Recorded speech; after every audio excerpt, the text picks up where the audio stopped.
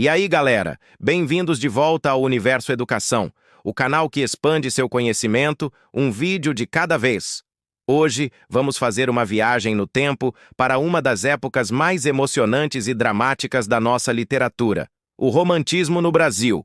Então, já prepara o caderno e a mente, porque a aula de hoje vai ser daquelas que você não esquece mais. E antes que eu me esqueça, já sabe, né? Deixa aquele like esperto para fortalecer, se inscreve aqui no canal e ativa o sininho para ser o primeiro a saber quando tem vídeo novo. E claro, compartilha com a galera dos estudos, porque conhecimento bom é conhecimento que a gente divide. Vamos lá. Para entender o romantismo, a gente precisa voltar lá para 1822, logo depois da independência do Brasil. Imagina a cena.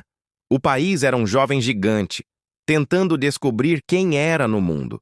Precisávamos de uma identidade, de heróis e de histórias que fossem a nossa cara.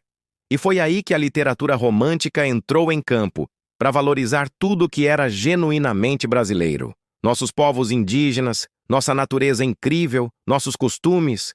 O objetivo era criar uma literatura com o selo Made in Brazil. Esse movimento rolou mais ou menos de 1836 até 1881 e teve várias fases. Vamos conhecer os craques que brilharam nessa época. O primeiro nome que você precisa guardar é Joaquim Manuel de Macedo. Pensa nele como o cara que deu o pontapé inicial no romance brasileiro. A obra dele que simplesmente explodiu na época foi A Moreninha, de 1844. Foi o primeiro best-seller do Brasil. A história de amor entre Augusto e Carolina, a Moreninha, com um monte de reviravoltas, conquistou todo mundo e mostrou que a gente podia, sim, ter uma ficção de sucesso. Mas se Macedo abriu a porta, quem entrou e virou o dono da casa foi José de Alencar. Sério, esse cara é simplesmente o gigante do romantismo brasileiro. Ele era um escritor completo. Falou sobre os indígenas, sobre a vida na cidade, sobre a história do Brasil e sobre as diferentes regiões do país. Nos romances indianistas, como o Guarani e Iracema, ele transformou o índio em um herói nacional, corajoso e nobre.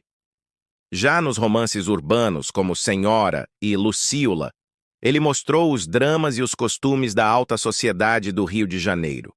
Alencar tinha um talento único para criar personagens que a gente não esquece e tramas que prendem do início ao fim.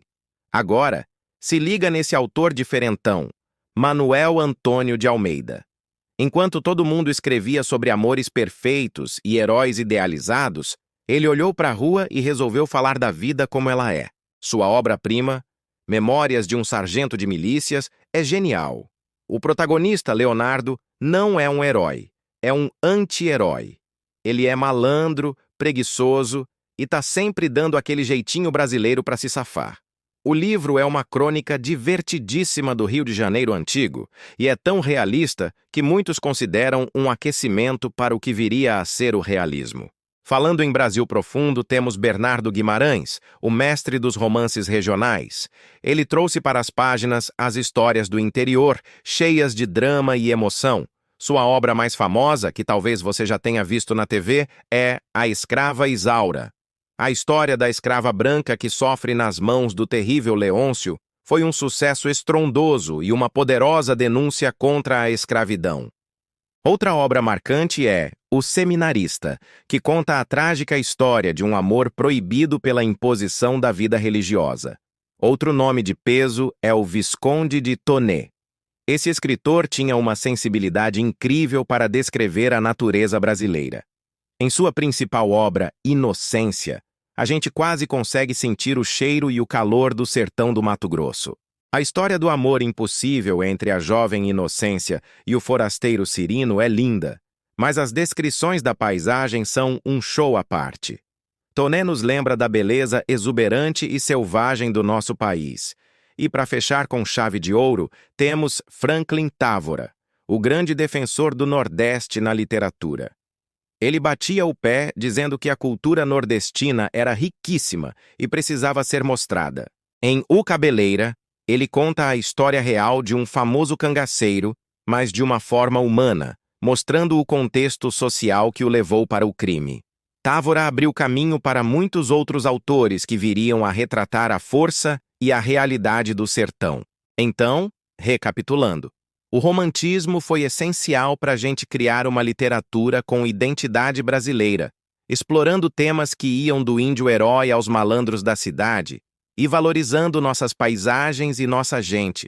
Foi um movimento que construiu as bases da literatura que temos hoje. E aí, curtiram essa viagem pelo romantismo brasileiro? Espero que sim.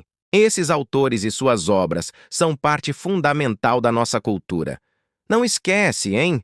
Deixa aquele like para apoiar nosso trabalho, se inscreve no canal, ativa o sininho e compartilha esse vídeo com todo mundo. O seu apoio faz toda a diferença.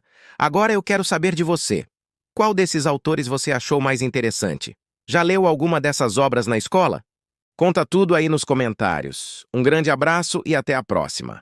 Universo Educação, expandindo conhecimento, um vídeo de cada vez.